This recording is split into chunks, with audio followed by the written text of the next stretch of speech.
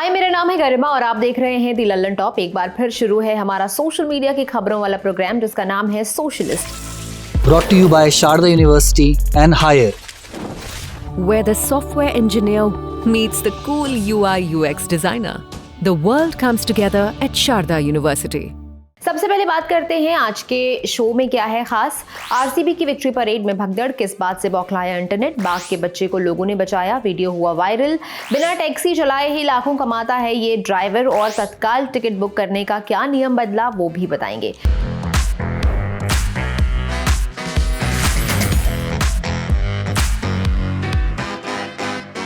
IPL में RCB की जीत के जश्न की परेड में लोग चिन्नास्वामी स्टेडियम में जुटे। लाखों फैंस एक साथ आए और भगदड़ मच गई।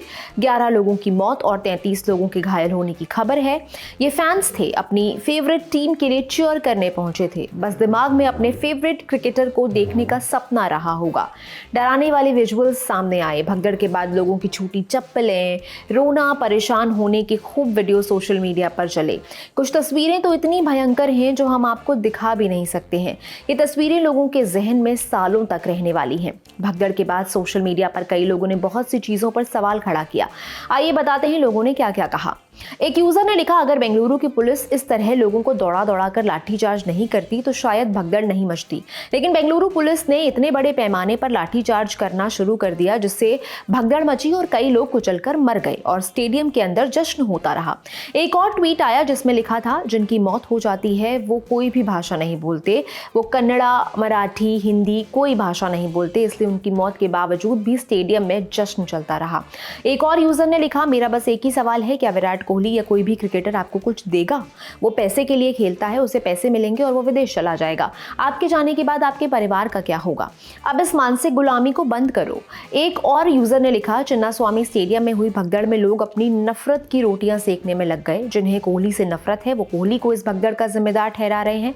ऐसा लग रहा है कि कोहली ने देखा लोगों को मरते हुए और उसके बाद भी वो जश्न मना रहे हैं। हद है, कितने जहरीले और खलीहर लोग हैं। वहां पूरी आरसीबी टीम थी पर अकेले कोहली भीड़ जमाने नहीं आए थे। मूर्खों को यह भी नहीं पता कि इसमें प्रबंधक का दोष है, उन्हें इसका जिम्मेदार ठहराना चाहिए। इतना ही है तो पहले उसकी जैसी औकात बनाओ फिर उसे कुछ कहो। कितने बुड़बक हो तुम लोग। एक और ट्वीट आया कि विराट कोहली जी, क्या अभी भी आप उस ट्रॉफी को सर का ताज बनाकर देश के सामने पेश करेंगे जो आज खून से सन चुकी है? स्टेडियम के बाहर भगदड़ मची हुई थी। चारों तरफ सिर्फ चीख पुकार थी और अंदर विक्ट्री परेड और हंसी ठिठोली चल रही थी। आग लग जाए ऐसी ट्रॉफी में जिससे घरों के चिराग बुझ गए। कुंभ में हुई भगदड़ से भी इसकी तुलना होने लगी और लोगों ने अपनी अपनी पार्टियों के हिसाब से तर्क देने शुरू कर दिए। एक ट्वीट आया, कुंभ में करोड़ों भक्त फिर भी अनुशासन और व्यवस्था की मिसाल। बेंगलुरु में 50,000 की भीड़ और कांग्रेस की आयोजन क्षमता की पोल खुल गई।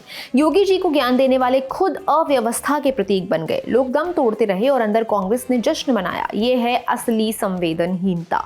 वहीं एक यूजर ने लिखा, कुंभ की भगदड़ पर सवाल मत उठाओ, कुंभ में मरने वालों का उद्धार हुआ था।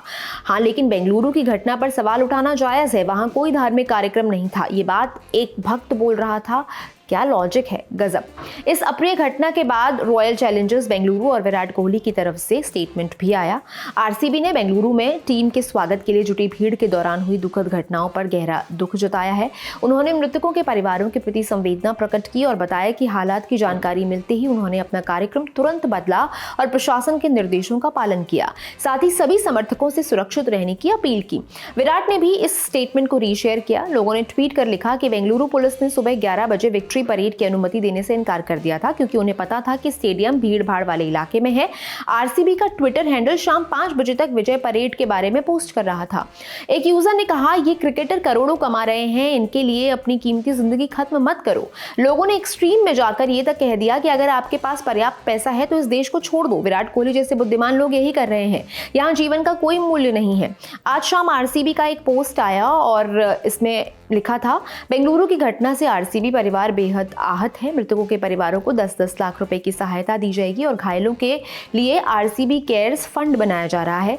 फैंस हमारे दिल के सबसे करीब हैं, हम इस दुख में एकजुट हैं। असम और मणिपुर समेत पूर्वोत्तर के कई इलाकों का बाढ़ और लैंडस्लाइड से बुरा हाल है। असम के गोहपुर में काजीरंगा नेशनल पार्क से भटके एक 8-9 महीने के बाघ के शावक को बाढ़ के बाद बांस के झुरमुट से सुरक्षित बचाया गया। स्थानीय ग्रामीण की सूचना पर वन विभाग ने रेस्क्यू कर उसे प्राथमिक इलाज दिया और फिर उसी इलाके में छोड़ा जहां उसकी मां और एक और शावक के निशान मिले थे। देखिए वीडियो।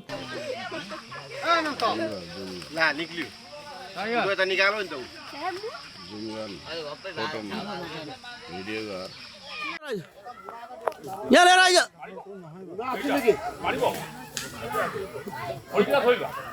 Le raja.